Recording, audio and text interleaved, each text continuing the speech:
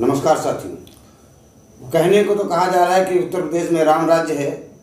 कहने को तो ये भी कहा जा रहा है कि सारे अपराधी उत्तर प्रदेश छोड़ के भाग गए या तो जेल के अंदर हैं।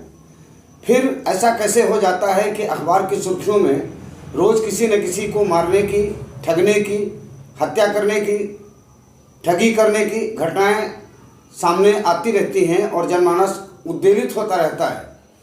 क्रांति पथ न्यूज और यूपी राजधानी न्यूज के सामने इस समय ग्राम हरिहरपुर, थाना सुशांतपुर सिटी, लखनऊ के निवासी नौमीलाल सना भीखा राम मौजूद हैं। बताते चलें कि ये ऐसे शख्स हैं जिनके सामने मुसीबत दर मुसीबत आती ही रहती है। काफ़ी समय पहले इनके पिताजी की हत्या हुई, फिर इनके ऊपर खुद जान से मारने के लिए गोली से प्रहार किया गया। अभी एक हाल का वाकया है कि इन्होंने गांव में एक ज़मीन खरीदी। नौमीलाल जी, आप बताना चाहेंगे कि ज़मीन आपने किससे खरीदी? ज़मीन खरीदा कि मकान खरीदा था? मकान खरीदे थे। किसका मकान खरीदा था? रामचंद्र का। रामचंद्र, उनके ससुर मतलब रामचंद्र दामाद हैं। हाँ, उनसे हमने जमीन घर खरीदा है। घर खरीदा है। कब खरीदा है? ये हो गए हैं 16 दिसंबर 2023 को। कितने रुपए में खरीदा? 3.5 लाख में। 3.5 लाख रुपए में। तो इन्होंने 3.5 लाख रुपए में रामचंद्र से मकान खरीदा है और ये बता रहे हैं कि ये मकान पहले रामचंद्र के ससुर का था जी। इनकी रामचंद्र की सास खत्म हो गई जी। ससुर कब खत्म हुए? उनको खत्म भी हो गए हैं 1 साल लगभग। 1 साल हो गया। रामचंद्र के जो ससुर का क्या नाम बताया आपने? गुरु प्रसाद। गुरु प्रसाद। गुरु प्रसाद के कई लड़के थे? एक लड़की थी सिर्फ। एक लड़की जी। एक लड़की थी। वो लड़की जिंदा है? वो भी खत्म हो गई। वो भी खत्म हो गई। तो जो रामचंद्र जो लड़की थी, लड़की का क्या नाम? लड़की का नाम बिंदु था। बिंदु। तो ये रामचंद्र बिंदु के पति हैं? जी। अब देखिए, रामचंद्र से इन्होंने ज़मीन खरीदा, बाकायदे बैनामा कराया। बैनामा कराने के बाद ज़मीन पर कब्जा किया। मकान है कितना बना हुआ है? 300 स्क्वायर फीट में बना हुआ है, बाकी खुला पड़ा हुआ है। कितना है लगभग? लगभग है 900 एरिया से ज़्यादा। अच्छा, तो अब विवाद किस बात का शुरू हुआ? अब विवाद बताया जा रहा है कि ये जब इन्होंने मकान खरीद लिया तो कुछ लोगों को इतना बुरा लगा मकान खरीदा, या जो लोग कुछ ज़मीन हड़पना चाहते थे, या यूँ समझ लीजिए कि कैसे बात हुई आपसे रामचंद्र से खरीदने के लिए? रामचंद्र से खरीदने के लिए मुझे गांव का एक व्यक्ति लेके आया था कि ये बहुत परेशान था। क्यों परेशान था? ये इलाज के लिए कुछ पैसा हमसे पहले ली रहा अपनी बीवी के लिए। अच्छा। तो मैं इससे पैसा मांगा तो इसने बोला पैसा तो नहीं है, वो लोग कम दामों में पैसा हमें खरीद रहे हैं घर हमारा। कौन लोग कम दामों में खरीदना चाहते हैं? राम खिलावन और मनोज। राम खिलावन और मनोज। हाँ। मतलब 1-2 लाख में कुछ झटक देना चाहते हैं? जी जी जी। तो ये परेशान था तो उसने आपसे कहा तो आपने उसको खरीद लिया? हमने खरीद लिया। हमने उसको पूरा पैसा भी दे दिया और रजिस्ट्री करा ली। रजिस्ट्री करा लिया। तो फिर ये वारदात कैसे हुई? क्या घटना हो गई फिर? घटना ये हुई, जब भी हम जाते हैं वहाँ पे तो लोग गाली गलौज करते हैं, मारने की धमकी देते हैं। मारा भी आपको? जी। कब की घटना है? ये परसों की है। परसों माने कि आज 4 तारीख है, 3 तारीख की 2 तारीख की घटना है। 2 तारीख। जी जी। तो कहाँ जा रहे थे? कहाँ पे मारा आपको? हम जा रहे थे एटीएम अपने घर से, हरिहरपुर से लुलु मॉल एटीएम जा रहे थे। वहाँ पे सुनसान एक रास्ता मिलती है जी, वहीं पे ये लोगों ने मुझे मारा था। अच्छा।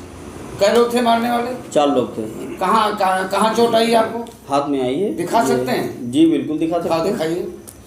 अच्छा, तो पट्टी बंधी हुई है? जी जी। अच्छा, उसके बाद थाने गए आप?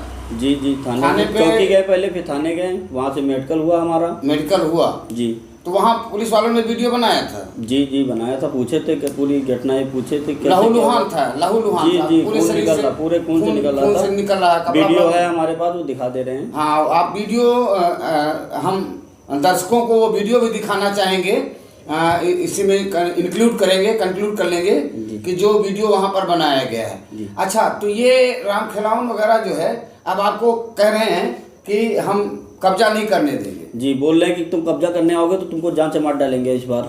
अच्छा, तो जब आपने रिपोर्ट लिखाया है तो पुलिस ने कोई कार्रवाई किया अब तक? जी जी।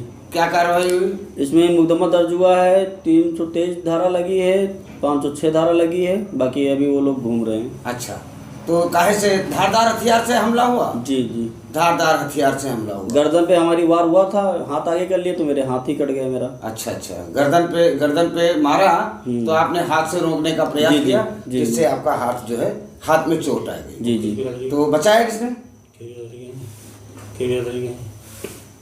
तो कुछ शोर वोर मचाया तो कुछ लोग आए होंगे? नहीं, वहाँ पे सुनसान ही रास्ता है ना, वो हमारे यहाँ पे अभी रोड बन रही है। जी जी। तो मुड़ के जाया जाता है, तो बोल लो वहाँ पे सुनसान रास्ता है। अच्छा, वहीं पे तो फिर मार के भाग गए वो लोग? जी जी, हम मारे, वो हम गिर गए अपना, वो भाग गए। अच्छा, खून निकलने लगा को काफी। तो ये रामचंद्र हैं, किस बिरादरी के हैं? गौतम समाज के हैं। और राम खिलावन ये लोग कौन हैं? ये भी गौतम है। अब देखिए, अब तो क्या कहा जा सकता है कि जब एससी के ही लोग एक दूसरे के खून के प्यासे हो जाएंगे तो दूसरे लोगों पर उंगली उठाया तो जा सकता है, उनके लिए कार्रवाई भी कराई जा सकती है।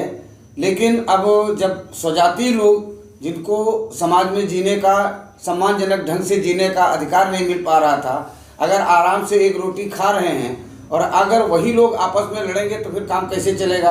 तो आप क्या करेंगे? इसमें जो है, जो मकान आपका है, आपने रजिस्ट्री कराया है। जी जी। तो रजिस्ट्री के हिसाब से मकान आपका हो गया। जी जी। मकान के लिए क्या करेंगे? अगर ये लोग कब्जा नहीं करने देंगे तो अदालत का दरवाजा खटखटाएंगे? जी बिल्कुल खटखटाएंगे। और मुख्यमंत्री जी को भी सब जगह भेजेंगे? जी जी।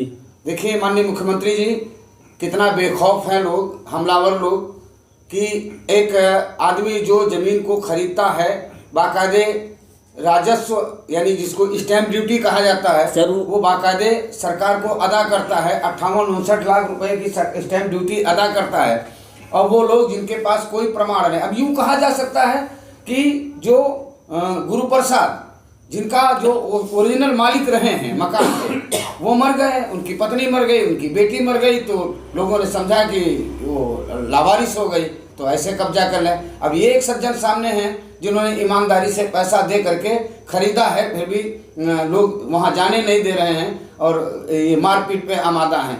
तो उनके खिलाफ वैधानिक कार्यवाही होनी चाहिए और उनको प्रोटेक्शन मिलना चाहिए। वो ये भी बोल रहे हैं कि हम तुम्हें कोई न कोई केस में फंसा देंगे, मेरा कुछ होगा नहीं वहाँ पे। अच्छा, उल्टा फंसाने की भी धमकी दे रहे हैं? जी जी जी। तो बहुत जरूरी हो जाता है कि इस प्रकरण की निष्पक्ष जांच होनी चाहिए। अगर उधर से राम खिलावन एंड अदर्स की तरफ से भी कोई ऐसी कोई घटना फर्जी बनाई जाती है या कोई प्रार्थना पत्र दिया जाता है तो उसकी निष्पक्ष जांच होना चाहिए। और वो जो पीड़ित पक्ष है, पीड़ित पक्ष ये भी है और पीड़ित पक्ष जो रामचंद्र भी है, वो भी, रामचंद्र भी पीड़ित पक्ष इसलिए है। रामचंद्र को तो धमकी दी जा रही है, बोल रहे हैं कि पैसा जो तुमने पाया मुझे दे दो, नहीं उसमें से मुझे 1 लाख दो, नहीं तो फिर हम कब्जा लेने नहीं देंगे। मतलब ये कि एक्सट्रोजन का मामला है। जी जी जी। जो वसूली है, वसूली मांग रहे हैं, जो गुंडा टैक्स है, उनकी तरफ दरवाजा भी कर लिए, जबरदस्ती लैट्रिन भी बनवा लिए, जो उनकी रामचंद्र की जमीन पे बनवाए हैं। माननीय मुख्यमंत्री जी, संबंधित सक्षम अधिकारियों से हम भी अपील करेंगे, क्या कहना चाहेंगे मुख्यमंत्री जी से? मेरे साथ इंसाफ हो और जो गलत ये लोग कर रहे हैं इसकी जांच हो, इनके खिलाफ कार्रवाई हो, उनके खिलाफ कार्रवाई हो। तो अदालत का भी दरवाजा खटखटाएंगे? जी जी।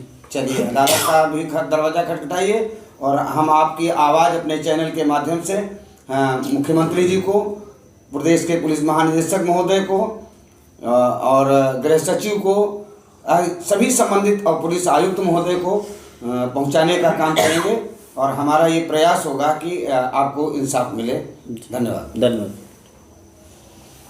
ठीक।